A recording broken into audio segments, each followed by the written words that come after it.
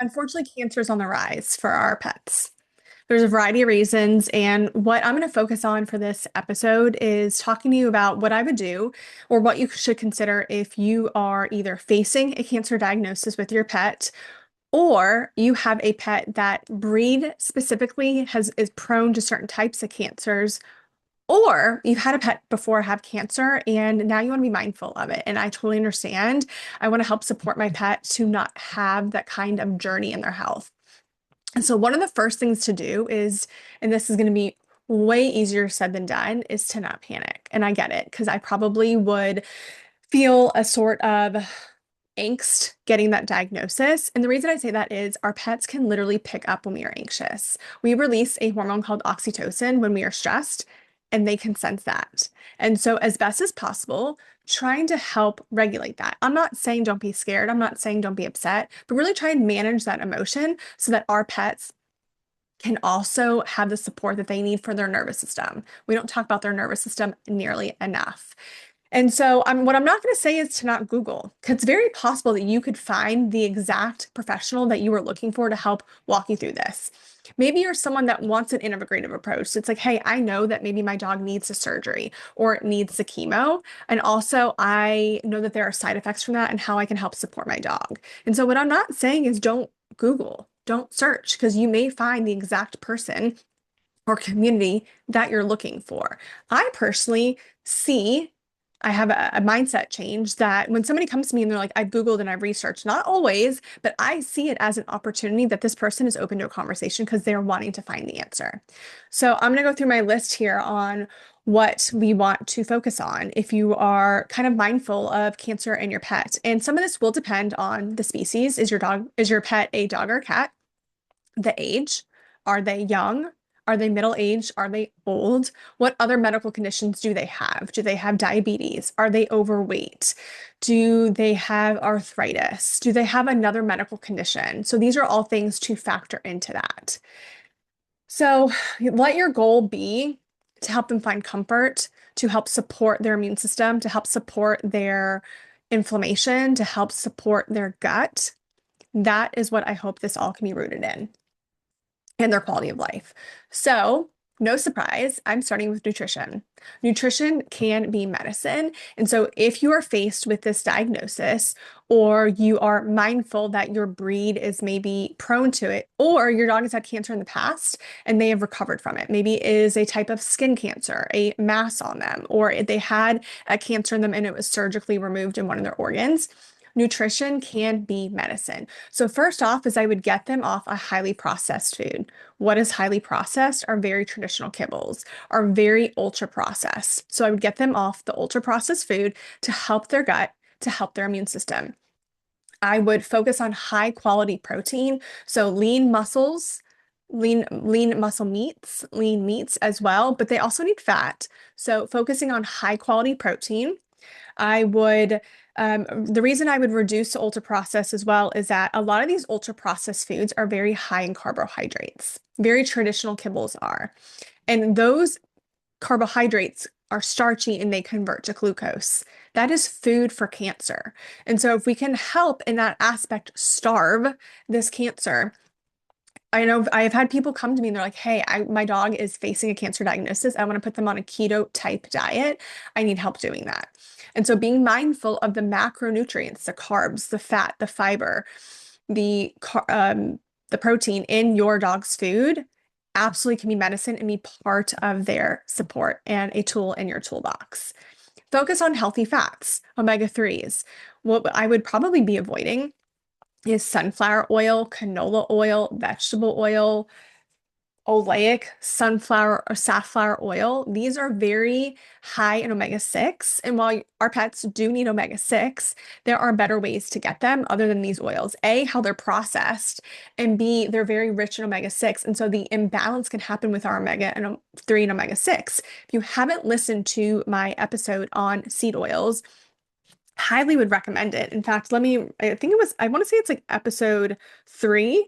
I don't remember, but what I can say is that I can look it up if that is something that you're interested in. So that way you can see what episode that is to listen to it. So it is actually episode 2. I was pretty close about seed oils. And so I gave this example in that episode that omega-6, think about the gas pedal in your car, and omega-3s, think about the brakes. And so if you have too much omega-6 in your dog's diet, especially coming from these oils that are processed in a way that are not healthy, you have too much gas pedal and you don't have enough brake. I don't know about you, but I wouldn't want to drive my car if that was the scenario in the situation. Just like if you have too much omega-3 and not enough omega-6, you have too much brake and not enough gas pedal. You're also not going to go anywhere. So you need this fine balance too. So be really mindful of that, of healthy fats, looking at the ingredients in their food and trying to really minimize their exposure to these oils. So focusing on sardines, anchovy oil, salmon oil, coconut oil. Now, you need to be careful about some of these fish oils, about how they are packaged, how they're stored. It is best if they have antioxidants as part of their omega-3 fish oil to help with the rancidity that can happen. Better if they are not in plastic. Really, the most wholesome way is if you do sardines for your dog. So that absolutely would be the best, and ditching the really highly processed, yucky oil. So looking at what you're feeding them. Let's say you're like, I can't get them off the kibble food. I just, financially, my money is having to go to their treatments or lifestyle, or you're just not there yet in their health journey. Look at the bag and make sure that we're not adding inflammation to inflammation. We're not adding a bonfire to a bonfire. I would do fresh food over kibble. And again, if you are someone that you're like, I'm not there yet, I'm not ready to take them off this kibble for whatever reason, I would try and swap out as much processed food for fresh food as possible. Is that, can you dump the packaged treats? And I know I've had pet owners say, but they love them. I understand. I also have things that I love to indulge in that could be better for me.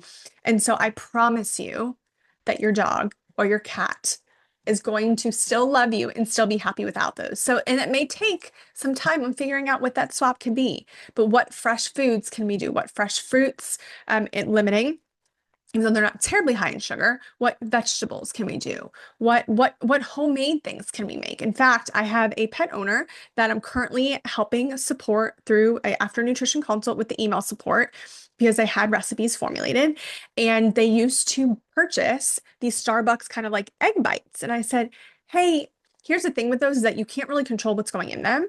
And so now she is making them for her dog, and they're so much simpler. And so what swaps can we make that are fresher, more wholesome for them? So that way they have the antioxidants, they have the phytonutrients, you are controlling the ingredients in it. So that way it can be so tailored to you and your pet. So definitely nutrition. The second one is vitamin D levels. Often dogs with cancer have low vitamin D. So having this done, this is a blood test that you absolutely can have done to assess where the vitamin D levels are on your dog. And that also the vitamin D is really important, just like us, for supporting their immune system. We want that immune system to be as healthy as possible and not be on overdrive with the cancer, or not be suppressed, especially if they are going to be going through some form of conventional support with this diagnosis, chemo, steroids, to help support that immune system. And sometimes it can even maybe influence the tumor growth.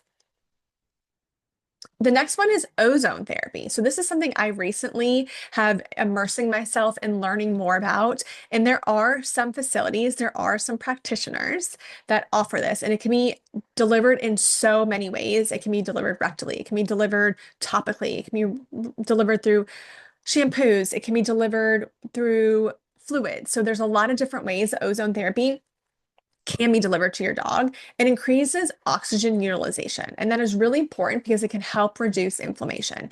Inflammation is a root for so many diseases, and so we can help control the inflammation. We can help that immune system. It can be paired with some oncology protocols as well. Again, it depends on maybe where the cancer is, and sometimes this is often combined with fecal transplants, ozone therapy, to kind of help really boost the health of that tissue, to help support the really good bacteria that we are going to transplant into this dog, which leads me to fecal transplants. So cancer treatments, and even not even cancer treatments, highly processed foods, some medications, some injectables can really disturb your gut's microbiome, which is a fancy way of saying your gut's community of bacteria in their gut. And so this can help really repair, really replenish that community of bacteria that we want. It really makes it wholesome.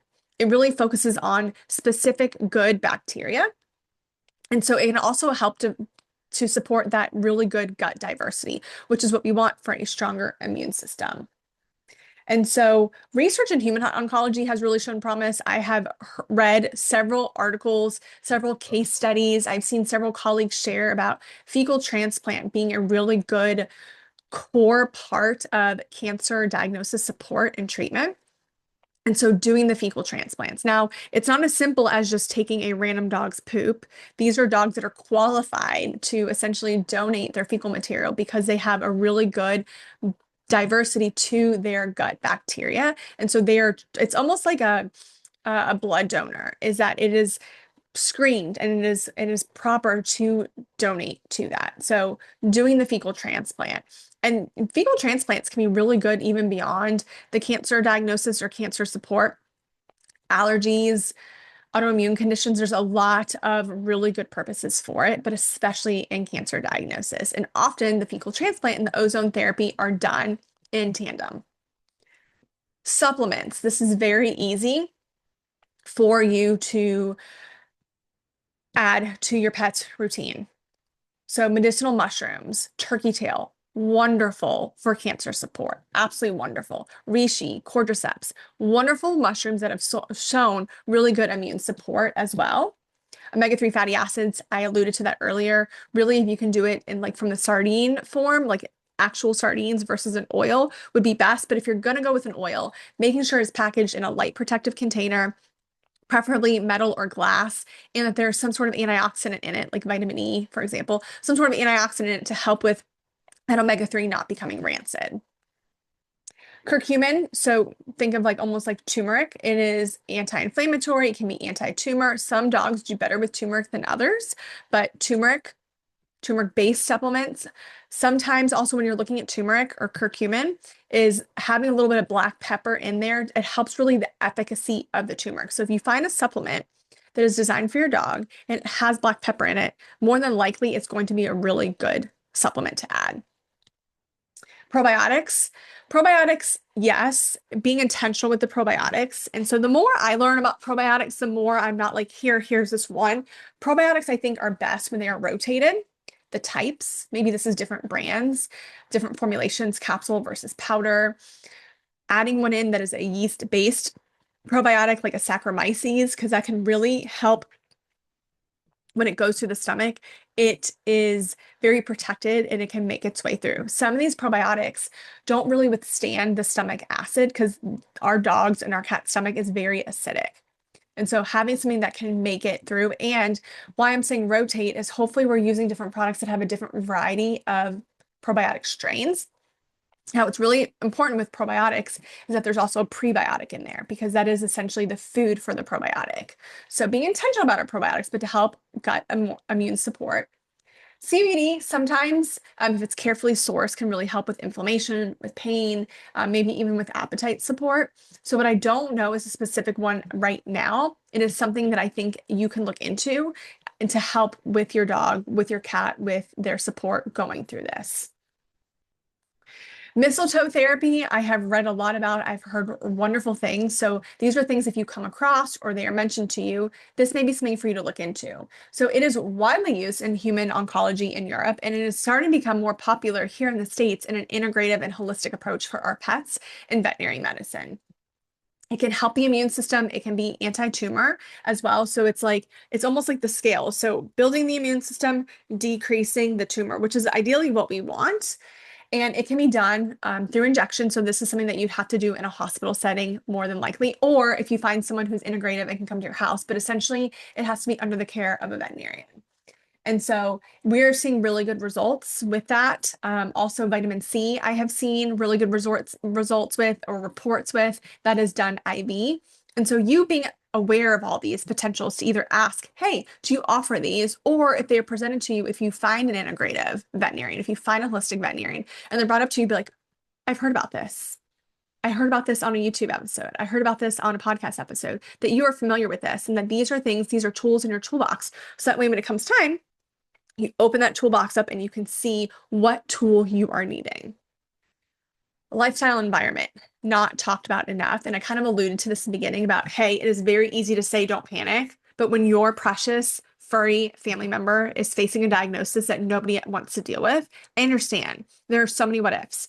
There are so many, I don't know. Maybe it's the first time you're dealing with this. Maybe you're having a little bit of a trauma response. You're like, I've had a dog go through this diagnosis and that didn't end well. And so it is our own nervous system responding. And so being mindful of their lifestyle and their environment, which also includes their nervous system. So minimizing household toxins. What does that look like? Your household cleaners inside. You have to think about your dog is always on the floor. They're not wearing shoes. They're lying on the floor. Your bed sheets, if they are sleeping in bed with you. So being mindful of household detergents that you're using, household cleaners, maybe the sheets that you have. Maybe stay away from the polyester, maybe try some organic cotton sheets where they are spending a majority of their time. Be mindful that we're not adding to their immune system. We're not adding to the liver to detox. So being mindful, lawn chemicals. Are we having our house sprayed with Roundup or other pesticides or insecticides? So being mindful of that. And what are we spraying in the home and around the home? Air fresheners, whether they're in the home or in the car, or our detergents or anything to make our house smell good. Are there perfumes in there? What fragrances are they? Are they natural or are they artificial? Is this affecting them as well? Is it affecting their body's way to detox? Is it affecting their liver and it's clogging up their liver? We need their liver to be able to detox. Prioritize their rest. So allowing really good quiet time for them. It's not talked about how much sleep our pets need. They need a lot of sleep, like over 18 hours. That is how their immune system repairs their brain. They need a lot more sleep than us. So I know it is very tempting when our pets are sleeping. They look so dang cute and cuddly for us to go and interrupt that sleep. But finding a way that they have that really serene, calm environment where they can sleep. Maybe it is telling people when they come to the door to sign, like, please don't knock. Maybe it is being intentional on if you were taking a call or having a meeting where they are. And I know it sounds like you're like, but they're not a newborn. I understand, but making sure that they have that space where they can rest and knowing what triggers them, knowing what disturbs them. Are they a dog that they bark when somebody knocks at the door or rings the doorbell? Is there a sign that you can do to maybe even just help that? Is it household dynamics? Like, what can you do to give them that peace and that rest so that they can really rest really, really well? Natural light, allowing some natural light to come into your house. So opening the blinds, opening the curtains, allowing them to have natural light, especially in the morning to help their circadian rhythm, which can help their sleep. Getting natural light in the morning into their eyes, just like it's important to us. Light exercise, really important for the lymphatic system. That light movement and change in pace, walking to maybe a jog or just intentional movement can really help their lymphatic system, which they need to help remove the toxins. And I alluded to this, stress reduction in their house. So every pet is a little bit different on what stresses them out, especially if we're talking dogs versus cats. Cats are very silly sometimes, and the things that stress them out, we're like, really? That's what stressed you out? But being mindful of what stresses them out. And sometimes it takes us being really intentional to read their body language and saying, are they retreating? Are they not? If you didn't listen to my last episode or watch it, chiropractic care really can help their nervous system. So do they need an adjustment to help their nervous system? Because are they retreating or are they being more uptight because of their nervous system, because of how they're feeling? Absolutely. I mean, there's a lot more to this list that I didn't mention. There's more supplements I didn't mention. There's milk thistle that we talked about that we didn't talk about. There's a lot of other liver support. This is not exhaustive list. These are just kind of some topics for you. And so being mindful of other ways to support their nervous system is maybe it's chiropractic work. It is, walking them. Does walking them stress them out? Or is it walking them when it's a really active time? And so being mindful of like what sets them off. And sometimes we think because they're panting that they're smiling or because their tail is wagging that they're happy, but being able to really learn their body language can be really, really impactful. Pain management, also very important depending on what type of journey they're dealing with, where this cancer potentially is originating from. So can we help their pain? Because pain can be inflammatory. So this may be conventional, it may be integrative, it may be combining both. appetite stimulants if needed. It's very important that they're eating. I always believe that fed is best. And so, yes, we want their nutrition to be wholesome and fresh and high in antioxidants and least processed as possible. But also at the end of the day, we need them to eat for caloric intake. And so, how can we make it as good as possible? It doesn't have to be perfect. It just needs to be intentional. And so, just remember to keep the joy in life with them. Let them do their favorite things, but being mindful. So if throwing a ball for them makes them happy, but you know your yard is sprayed with pesticides, is that doing it inside? Is that finding an empty lot in your neighborhood? Is that taking them somewhere? Is that a friend's house who you know doesn't use chemicals? It sounds small, but these little things that we can do for them. Cleaning their food bowl and their water bowl to help with the microbiomes that may form in these like biofilms, so keeping those clean, switching out their bowls from plastic to glass or lead-free ceramic, or heavy metals that or metal bowls that are free of heavy metals, filtering their water. So there's a lot of other things. This is not everything, but is a really good list of things that you can focus on. If you're mopping in your house, what cleaners are you using? What detergents are you using? So just these little things can really add up without you having to overhaul everything. But if you're a pet parent that you're like, I want to change everything, these are things that you can do for your current pet and your future pets as well.